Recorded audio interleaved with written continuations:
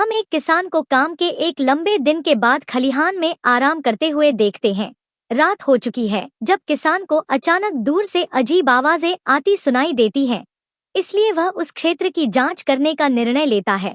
वह अस्पष्ट रूप से अंधेरे में कुछ चीज देखता है जो उसके कुत्ते को खा रही है। इस भयानक दृश्य को देखकर वह पास जाने की हिम्मत नहीं करता, हालांकि वह आदमी जो भी था उसे डराने के लिए चिल्लाता है। दुर्भाग्य से वह ऐसा करने में सफल नहीं होता, इसके बजाय वह वहां मौजूद जानवर को परेशान करता है।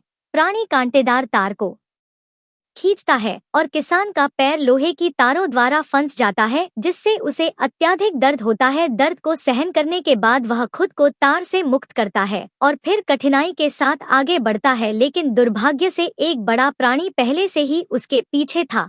आदमी ने अपना सिर केवल उस प्राणी को देखने के लिए विशाल नुकीले दांत दिखाए।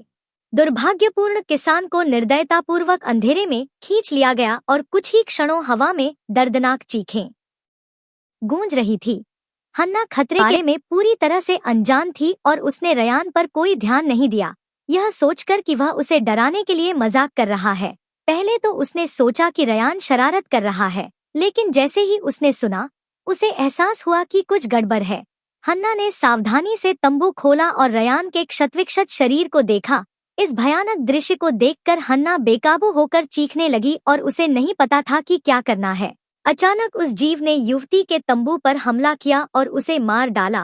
पास में डेरा डाले हुए दो बुजुर्गों ने जल्दी से दूर से चीखें सुनी और जांच करने के लिए अपने शॉटगन उठाए।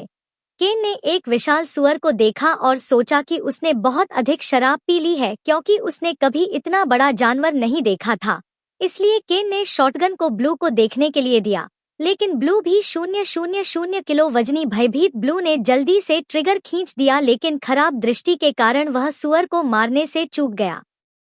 जब ब्लू दूसरी गोली चलाने वाला था तो सुअर राजा गोलियों से भयभीत होकर स्थिति को समझने के लिए पहले ही गायब हो चुका था। के और ब्लू उस स्थान पर पहुंचे जहां सुअर था और पाया कि जोड़े को अलग कर दिया गया था। उस स्थान पर टेंटों की संख्या के अनुसार 4 लोग थे, लेकिन केवल 2 शव मिले थे। शेष 2 लोगों को खोजने के लिए के और ब्लू ने अलग होने का फैसला किया। एक मदद के लिए शहर लौटेगा, जबकि दूसरा जीवित बचे लोगों के लिए क्षेत्र की खोज करेगा। लेकिन शहर वापस जाते समय ब्लू को अपने चारों ओर अजीब तरह की घुरघुराहट की आवाजें सुनाई देती रहीं। वह फिर से मुड़ता है और देखता है कि भयानक खून का प्यासा जानवर उसे घूर रहा है। ब्लू जानता था कि अब वह राक्षस द्वारा शिकार माना गया था, इसलिए उसके पास जानवर को कोसने के अलावा कोई विकल्प नहीं था।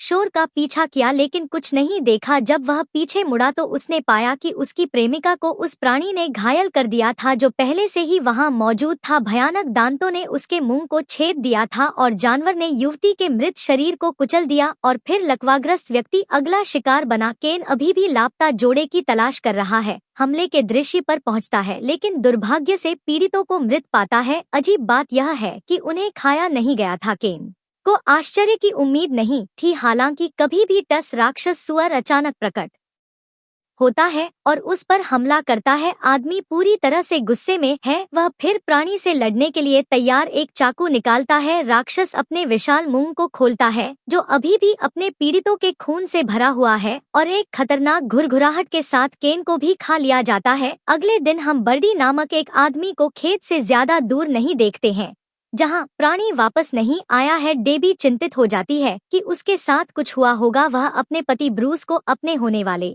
दामाद रॉबर्ट के साथ जांच करने के लिए भेजने का फैसला करती है, जो अनिच्छा से उसके साथ जाता है। सौभाग्य से बर्नी गंभीर रूप से घायल नहीं हुआ। उसने देखा कि कार का वह हिस्सा जो टकराया था बालों से ढका हुआ था, लेकिन दरवाजा इतना मुड़ा हुआ था कि वह नहीं खुल रहा था। निराश होकर उसे अपने पैरों से दरवाजा खोलना पड़ा। वह कार से बाहर निकलता है क्रोधित, लेकिन उसे यह पता नहीं चलता कि किस कारण से यह हुआ। अपने क्रोध में वह जल्दी से एक लंबा चाकू और अपनी शिकार करने वाली राइफल पकड़ता है और फिर बर्डी पर एक घूंसा डालता है। गोलियों का डिब्बा अपने हाथ में लेता है और जल्दी से अपना हथियार फिर से लोड करता है। उसके पूरे जीवन में किसी ने उस पर इस तरह हमला करने की हिम्मत नहीं की थी, एक जानवर तो बिल्कुल नहीं। फिर वह जानवर को ढूंढने और अपना बदला लेने के लिए निकल पड़ा। इस बीच रॉबर्ट और ब्रूस बर्नी को खोजने के लिए जा रहे थे। रॉबर्ट ने ब्रूस के साथ दहेज की कीमत पर चर्चा करने का अवसर लिया। कुछ चर्चा के बाद रॉबर्ट बातचीत करना चाहता था, जिसके कारण इस समय असहमति हुई। विशाल सुअर पास के एक पेड़ के पीछे छिपा हुआ था। जब जानवर दिखाई दिया, रॉबर्ट और ब्रूस डर के मारे जम गए। अचानक रॉबर्ट ने ब्रूस को जमीन पर धक्का दिया और फिर मुड़कर भाग गया। सुअर ने तुरंत ब्रूस को अपने मुंह में जकड़ लिया। जब बर्नी अपनी बंदूक के साथ आया, वह ब्रूस को उस भयानक प्राणी द्वारा टुकड़े टुकड़े होते देखकर भयभीत हो गया। बिना किसी हिचकिचाहट के उसने बंदूक उठाई और गोली चला दी।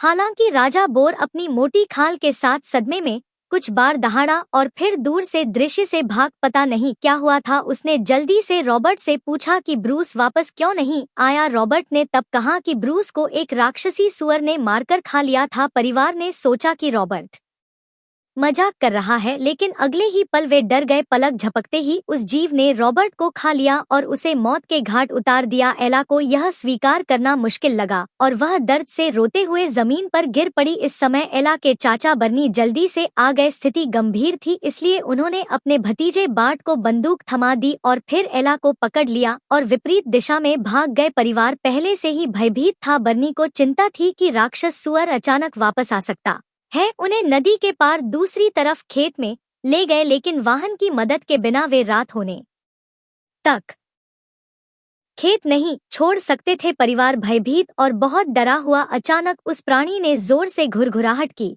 जिससे वे डर गए। बर्नी ने तुरंत प्रतिक्रिया की और मामबेटी को अफरातफरी में दौड़ाने के लिए खींच लिया। पीछे चल रहे बार्ट का पैर फिसला और वह जमीन पर गिर गया। वे तुरंत रुक गए और पीछे देखा कि राजा बूर पहले ही बार्ट के पास पहुंच चुका था और हर कोई हिलने डुलने से डर रहा था। डेबी केवल असहाय होकर देख सकती थी कि राजा बूर बार्ट को खींचकर ले जा रहा था। वह कुछ भी करने में असमर्थ थी और दर्द से गिर पड़ी। उसने जाने से इनकार कर दिया। बर्नी के पास डेबी और एला को खींचने के अलावा कोई विकल्प नहीं था। वे अपनी हताशा भरी भागदौड़ जारी रख रहे थे। कोई भी इस तरह के हमले का सामना नहीं कर सकता था।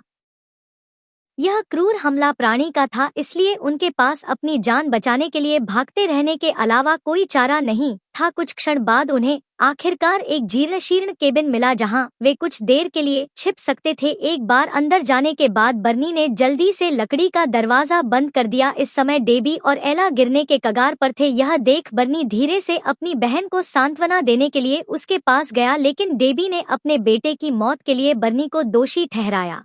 वह अपने भाई को यह कहते हुए फटकारती रही कि अपने आकार के बावजूद वह अपने भतीजे को भी नहीं बचा सका। बर्नी को बहुत दोषी महसूस हुआ और उसे नहीं पता था कि आधी रात को क्या कहना है। डेबी और एला ठंड से कांप रहे थे। दरवाजे के सामने सूखी लकड़ियों का ढेर था, इसलिए बर्नी ने बाहर जाकर आग जलाने और उन्हें गर्म रखने के लिए कुछ लाने का फैसला किया। लेकिन जिस क्षण उसने दरवाजा खोला, राजा बूरे ने महत्वपूर्ण क्षण में बिना किसी हिचकिचाहट के हमला कर दिया। पक्षी के भयंकर हमले से डेबी और एला ने केबिन से बाहर भागने और बर्नी के पीछे छिपने का अवसर लिया। बर्नी ने डेबी और एला को भागने के लिए कहा, जबकि वह बूरे को रोकने के लिए रुका रहा। उसने किंग बोर पर एक और हमला किया ताकि डेबी और एला को भागने के लिए पर्याप्त समय मिल सके, लेकिन इस समय तक भयंकर जानवर ने अपनी ताकत वापस पा ली थी, इसलिए उसने आदमी को जमीन पर गिरा दिया। बर्नी ने अपना चाकू खो दिया। उसके पास जवाबी हमला करने के लिए कोई हथियार नहीं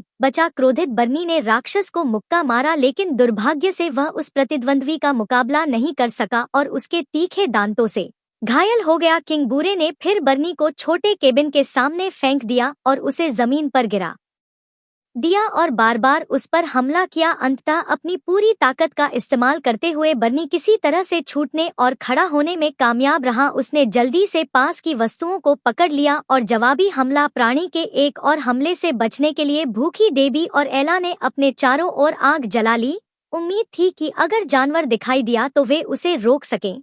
उन्होंने सुअर को दूर रखने के लिए कपड़े की पट्टियों से मशालें भी बनाईं। लेकिन जब डेबी ने बगल की ओर देखा तो उसने विशाल प्राणी को देखा जिसका मुंह मानव रक्त से भरा हुआ था। डेबी और एला डर से कांप रही थी। आग न केवल राक्षस को दूर रखने में विफल रही, बल्कि लपटों ने भी उसे आकर्षित किया। डेबी और एला को नहीं पता था कि क्या करना है, इसलिए उन्होंने जानवरों के हमलों को रोकने के लिए अपनी मशालों को तेजी से हिलाया। छोटी लपटों से अप्रभावित बड़ा प्राणी और भी अधिक क्रोधित हो गया। उसने उन्हें सीधे नीचे गिरा दिया। जीवन या मृत्यु के क्षण में अपने थूथन से एला की जांघ को अपने मुंह में जकड़ लिया। डेबी और एला केवल राजा बी के सिर पर पूरी ताकत से मुक्का मार सकती थी, लेकिन इससे जानवर को केवल गुदगुदी हुई। जब डेबी और एला ने सोचा कि वे मरने वाली हैं, एक चमकदार रोशनी अचानक दूरी में दिखाई दी जिसने जानवर को आकर्षित किया और दोनों को दूर जाने का मौका दिया। फिर एक पिकअप ट्रक तेज गति से एक ढलान से नीचे आया और राजा बोर को जोर से टक्कर मारी और उसे हवा में फेंक दिया। यह साशा केन की बेटी थी। क्योंकि उसके पिता वापस नहीं आए थे, वह उसे खोजने के लिए बाहर गई और इस भयानक दृश्य को देखा। अब प्राणी के शरीर के कुछ हिस्से टूटे हुए जमीन पर जीवित रहने के लिए संघर्ष कर रहे थे। डेबी ने गुस्से में जल्दी से कार से एक बंदूक उठाई और भयानक राक्षस पर निशाना साधा। अपने परिवार के सदस्यों को मारने का बदला लेने के लिए राजा द्वारा ले जाया गया बूर भी जीवित था। यह पता चला है कि प्राणी ने उन्हें बाद में उपभोग के लिए रखने की योजना बनाते हुए केवल अपनी परत में वापस ले लिया था। फिल्म हर किसी के खुश होने और उनके चेहरों पर मुस्कान के साथ उनके उद्धार का जश्न मनाने के साथ समाप्त होती है। लेकिन दुःस्वप्न अभी खत्म नहीं हुआ है, क्योंकि एक और भी बड़ा टूटन बूर जीवित है और उन्हें जाते हुए देखता है।